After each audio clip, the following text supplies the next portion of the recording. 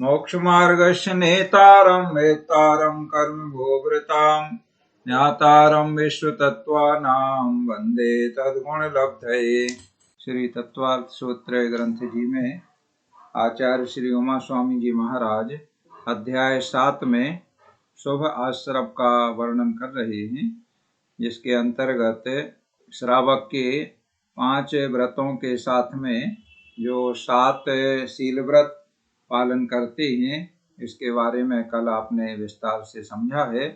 और ऐसे 5 अनुव्रत और 7 सहयोगी उनके जो शील व्रत हैं, इनको पालन करते हुए अपनी आयु के अंत में अर्थात मरण काल उपस्थित होने पर उस अणुव्रती गृहस्थ को प्रीतिपूर्वक उत्साहपूर्वक संलेखना करना चाहिए।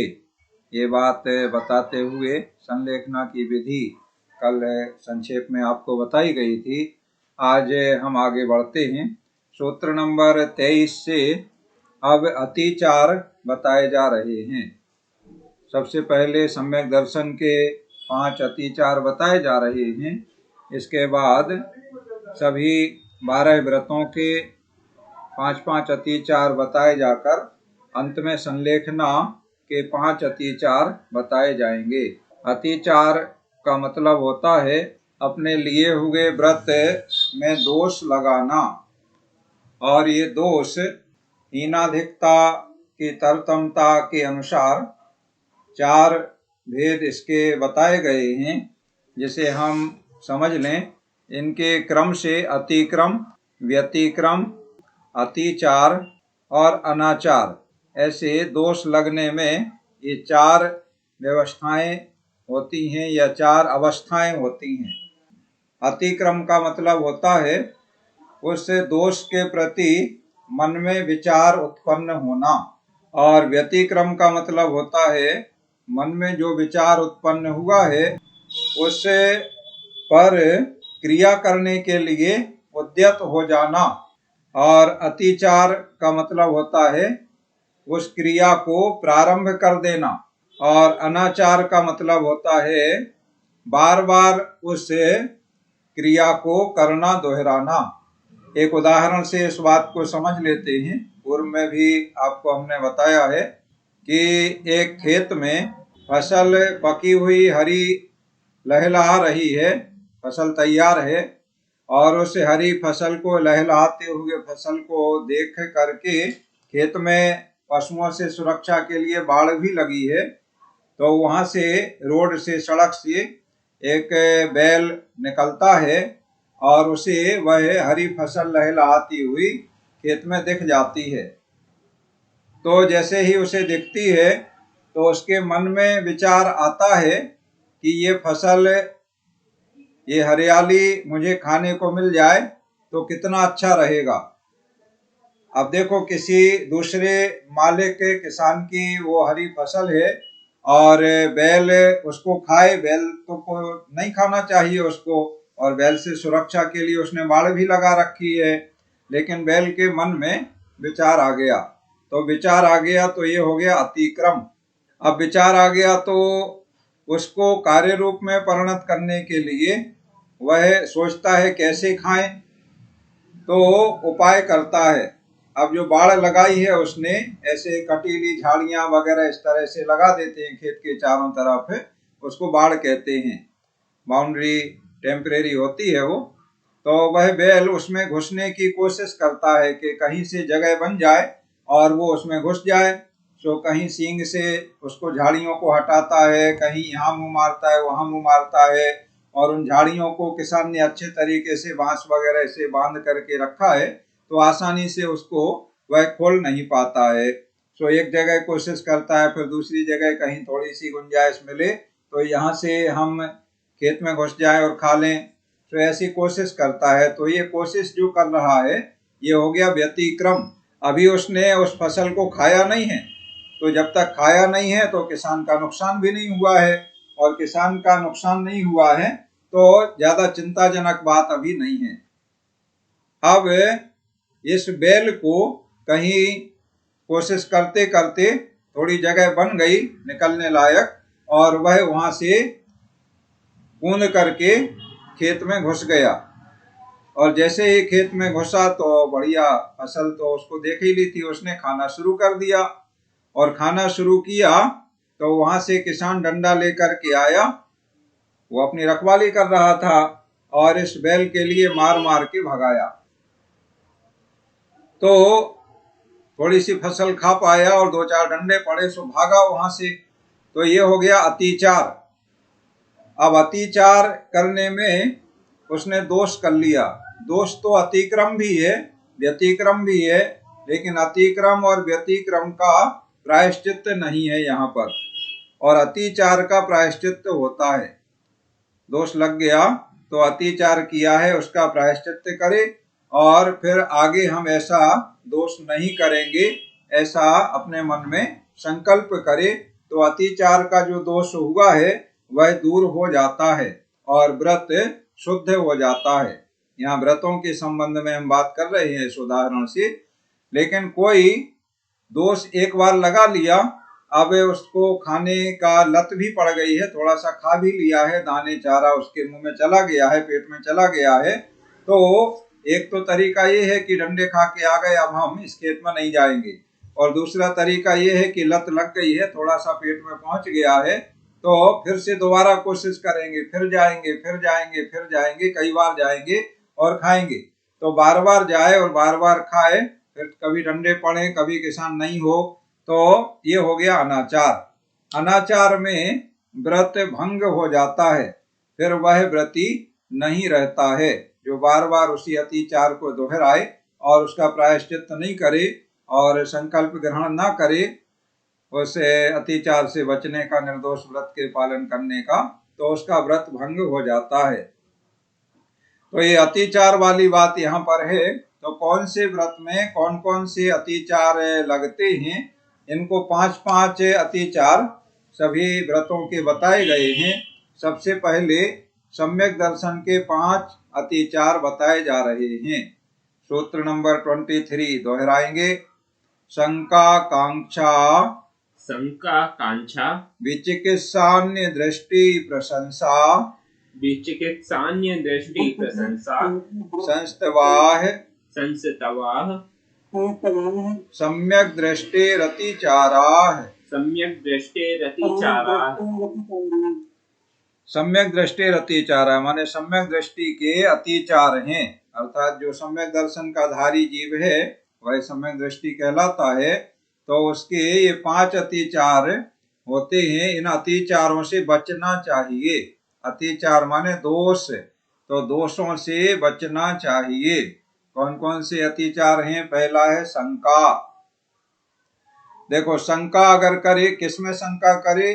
छेड़हला में कहा गया है, जिन बच्चे में शंका न धार, अर्थात जिनेंद्र भगवान की वाणी, जिन वाणी जो आगम है, शास्त्रों में जो लेख है, उसमें शंका नहीं करना चाहिए।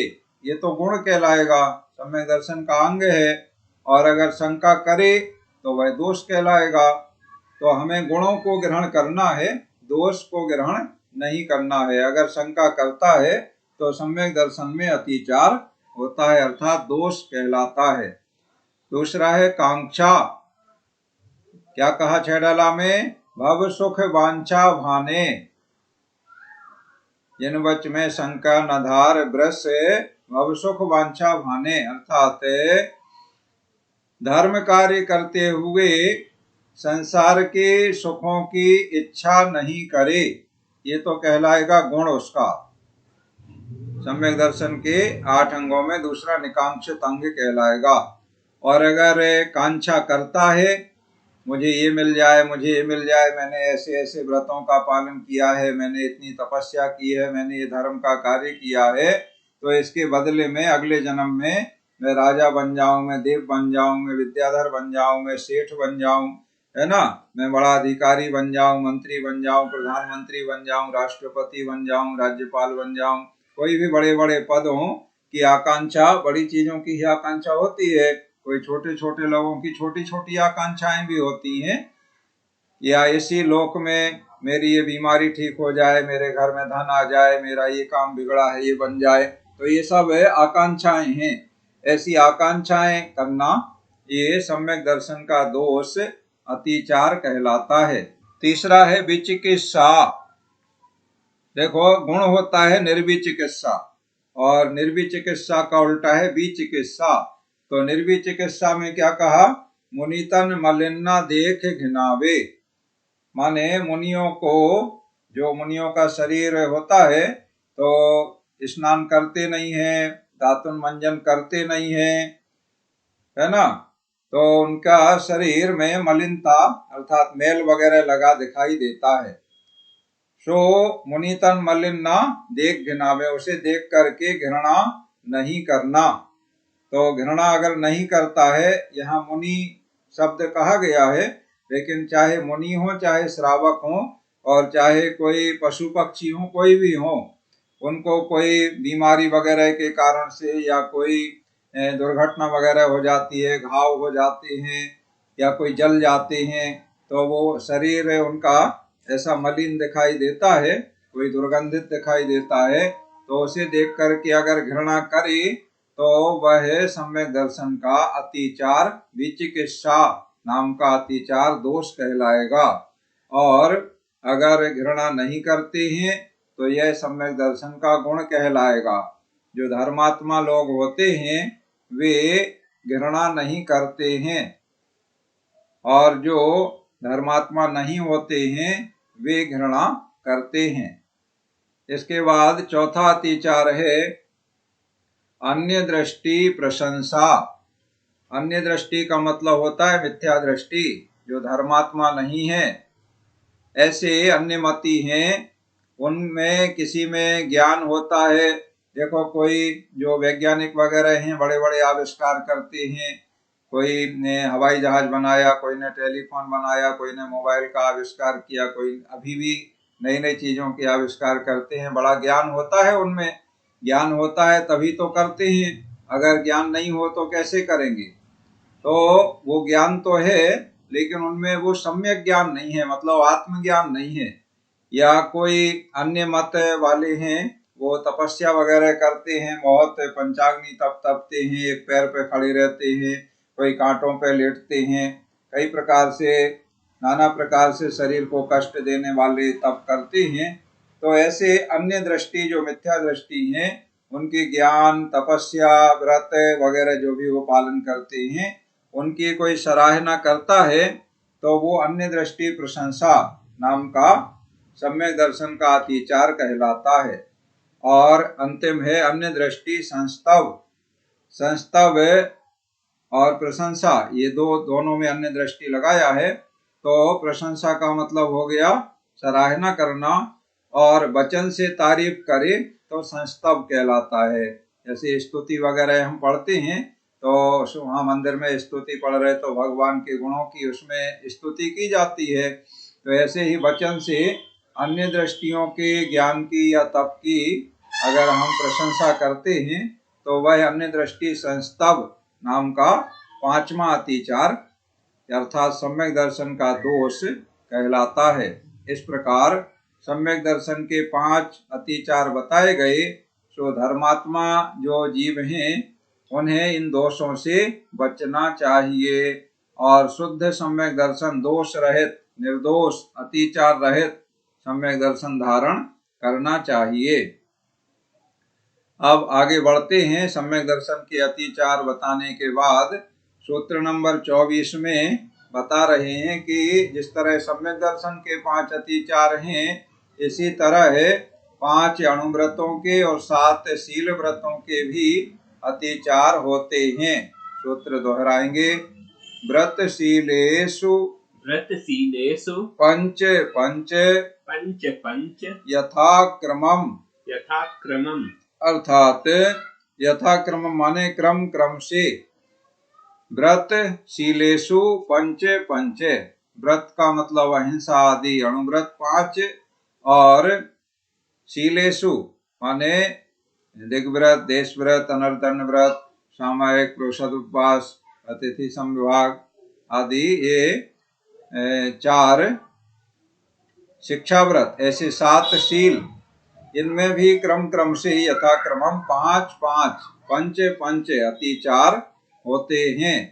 तो 5-5 अतिचार यहाँ समुच्चय रूप से बता दिए हैं। आगे सभी 5 अणुव्रतों के अलग अलग और 7 शील व्रतों के अलग अलग ऐसे 12 व्रत श्रावक के कहलाते हैं। उनके 5-5 अतिचार बताए जाएंगे। तो सूत्र नंबर 25 से प्रारंभ करते हैं। सबसे पहले अहिंसा अणुव्रत के 5 अतिचार सूत्र दोहराएंगे। बंध बधच्छेदाति बंध बधच्छेदाति भारारोपणान् भारारोपणान् पान निरोधाः। पान निरोधाः। ये अहिंसा अणुव्रत के 5 अतिचार हैं। पहला है बंध माने बांधना, दूसरा है बध, बध माने मारना, और तीसरा है छेद, छेद माने छेदना, छेदना जैसे नाक कान वगैरह छेद देते हैं वो छेद कहलाता है। इसके बाद अति भारारोपण, जितनी उसकी क्षमता है, कोई पशु वगैरह की या दासी दास मनुष्य भी पहले इस तरह का काम करते थे, अभी भी करते हैं, तो उसकी क्षमता से ज्यादा बोझ उसके ऊपर लाद देना, जिसे कहेंगे अति भारारोपण। और अंतिम है अन्न पान निरोध है। अन्न पान माने भोजन पानी उसे समय पर नहीं देना।